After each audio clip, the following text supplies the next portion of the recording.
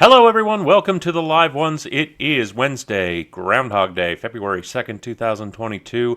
And the big story today may also be the most dull one.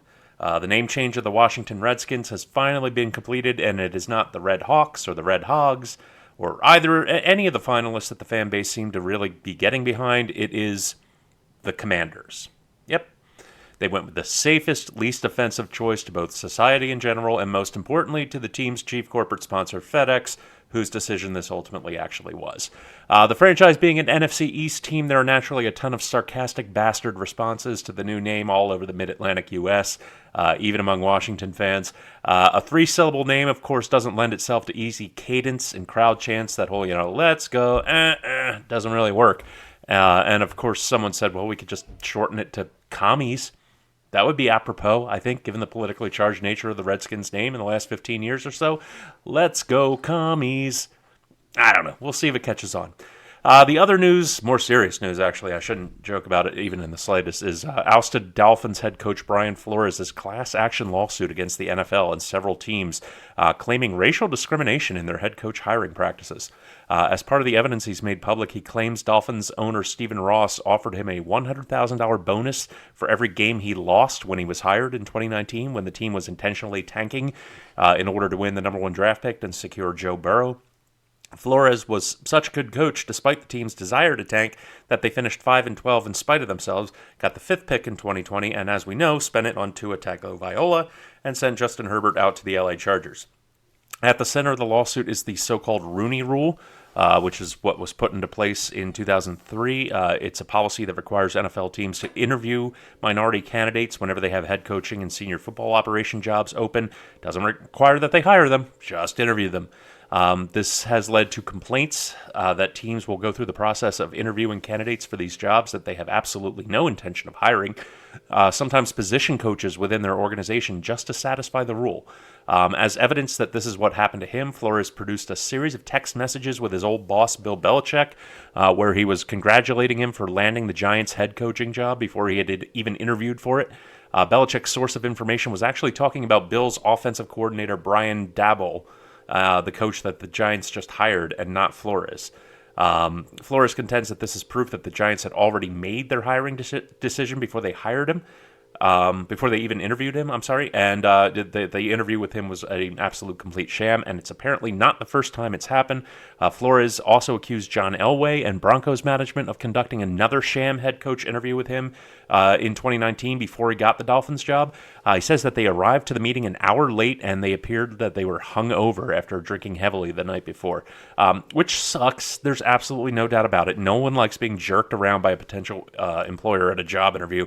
But man, oh man, I mean, virtually the entire NFL sports writing world was stunned 3 weeks ago when Flores was let go from the Dolphins in the first place. Considering what he had to work with, all the injuries and COVID problems of the last 2 years, the fact that he had a 500 tenure in his 3 years as the Dolphins coach, I mean, that's unbelievable. If anyone is chiefly responsible for the Dolphins' rebuild being a disappointment, all that draft capital that they spent all those years acquiring, not amounting to a team that can make a deep playoff run, that blame's got to land squarely on the shoulders of Chris Greer, their general manager, who was also just shown the door. I mean, he was a failure in every way it was possible to fail on that project of his with some of the boneheaded things he did with those draft picks. I think everyone understands that. I mean, Flores took this team who had a major injury to their starting quarterback and had lost 7 games in a row and won 8 out of their last 9 games. I mean, he finished the season as strong as any head coach in the NFL. I don't know. I think the reason that he wasn't on a lot of teams' shortlists coming into this offseason was that just virtually no one expected him to even be available. I thought for sure he'd land on his feet somewhere, maybe next year. I think just the fact that the Dolphins even let him go in the first place was so much of a surprise, and everybody was already well into their head coaching search at that point.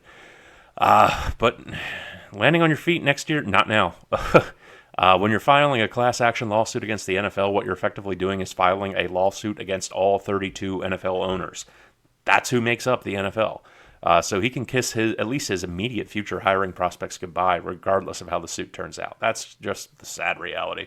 Probably going to affect him if he ever wants to go coach in college as well. Haven't had time to do the videos past couple of days, but if you've been following us on Twitter at Live One Sports, which you should be doing, you know we had a banger of a day yesterday, particularly in college basketball. We're sitting right around 500 to start the week off, and we got all the usual suspects of college hoops, NHL, and NBA tonight. Let's get right to them, and we're going to start in the Big East with Marquette and Villanova.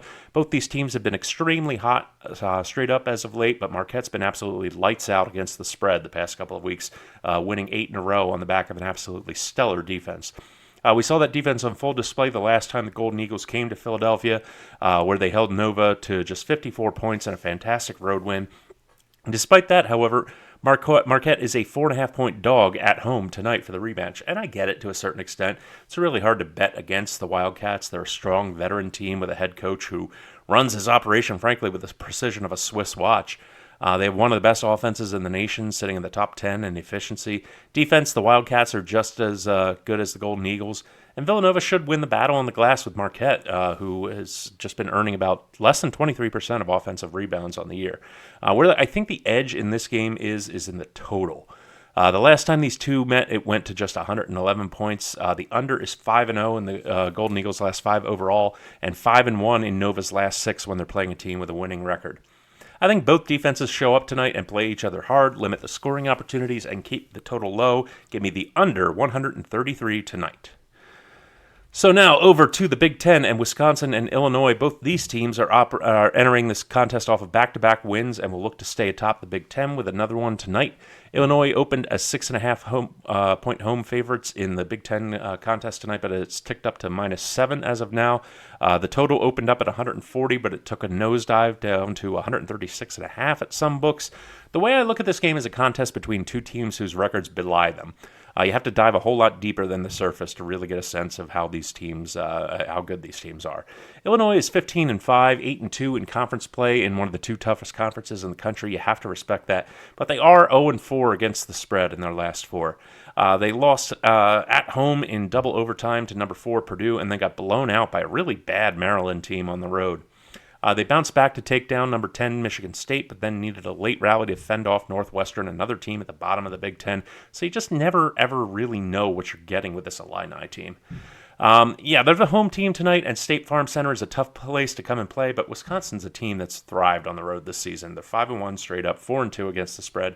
A lot of that is on Johnny Davis, who I haven't been able to say enough good things about the past couple of weeks. He just comes alive in other people's houses, particularly in terms of his three-point percentage. It jumps a full 7 points on the road.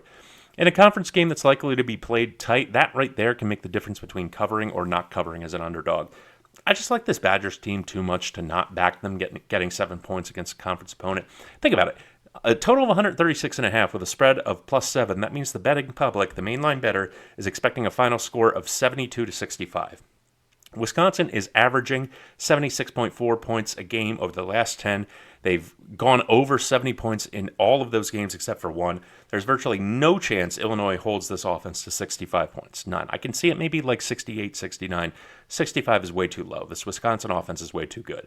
I just think the public's got it wrong here, and so I'm going to take Wisconsin +7.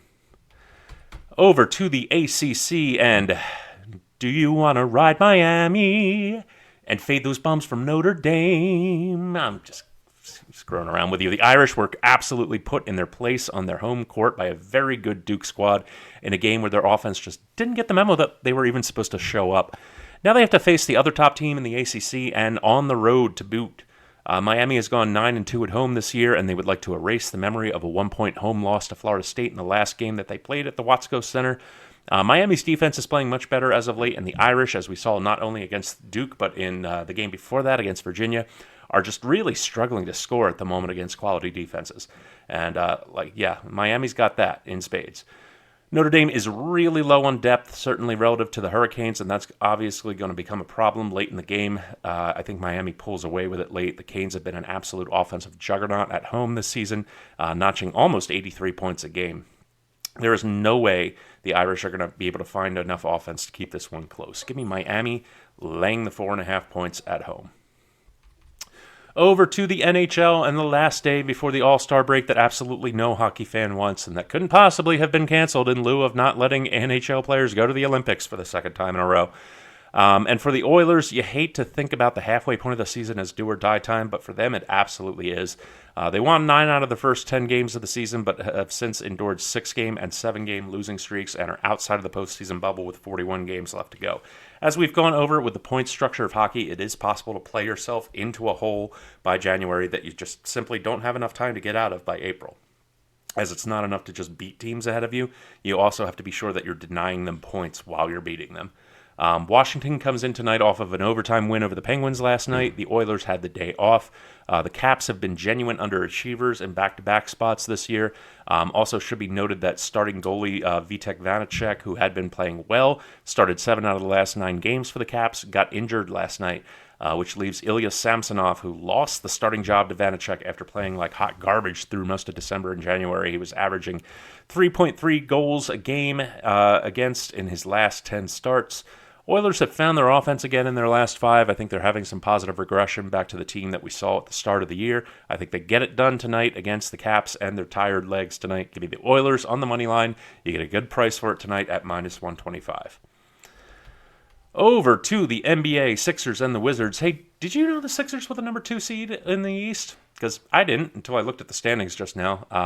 It's an incredibly, incredibly stacked Eastern Conference. Got so many teams just clumped there around the top.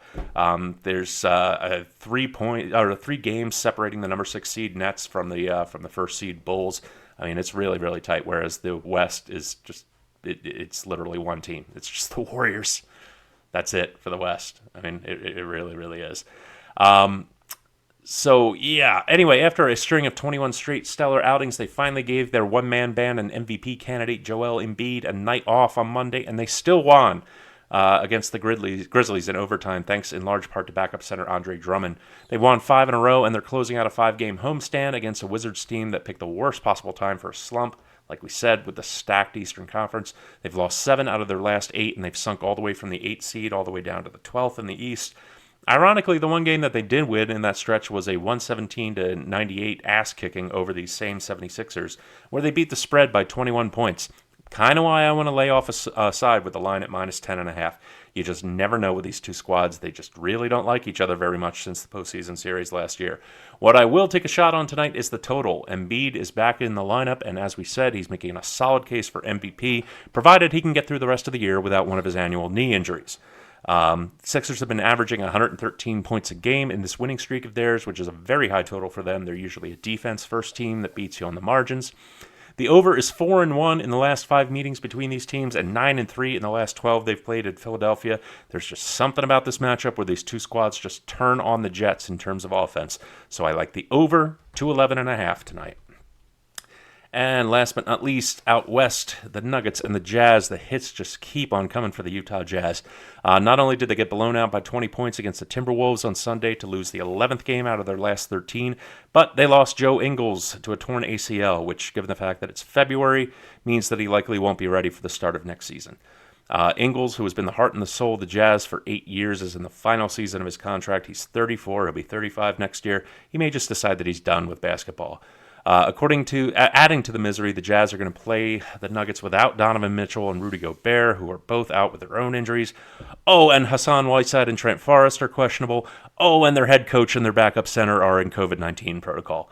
Denver's won 5 out of their last 6. If DeMarcus Cousins comes back on the court tonight, which it looks like he might, this one, you don't even have to think anything about this game. The Nuggets are 2-point underdogs. Give me the Nuggets plus the points. That's it for me for tonight. Everyone bet safe, stay safe. Follow us on Twitter at Live One Sports. Check us out on Roku and Fire TV at the Live Ones. Have yourselves a great Wednesday night, and I will see you tomorrow.